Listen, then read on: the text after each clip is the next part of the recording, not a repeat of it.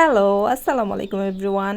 আজকের এই ভিডিওতে আমি শেয়ার করব আমার করা প্রথম গ্লেজি গানাশ কভার্ড চকলেটটা দেখতে কেমন ছিল। তো প্রথমে বলে নিচ্ছি এটাকে তো ফ্যান্সিলি গ্লেজি গানাশ কেন বলতেছি।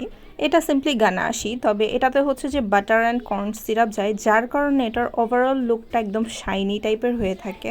এটা আমি এতদিনও করার সুযোগ পাইছি বিকজ আমার যে কাস্টমার বেস তাদের হচ্ছে কেউই খুব একটা চকলেট ফ্যান না, সবাই কেন জানি ভ্যানিলা ফ্লেভারটাই প্রেফার করে। তো অর্ডার বেশি আসে না বলে আমি চকলেট বাসায় খুব কমই স্টোর করি, কারণ একটা চকলেটের প্যাকেট খুলে ফেলার পরে ওটা বেশি দিন বাহিরে রাখা যায় না, যার কারণে আবার দেখা যায় যে হুটহাট ইমার্জেন্সি অর্ডার আসলে আমি চকলেট কেকের অর্ডার নিতে পারি না। তবে এখন থেকে হচ্ছে আমি চকলেটটাও স্টোর করি, কাজ আলহামদুলিল্লাহ চকলেট লাভাররা আমার সন্ধান পাইছে।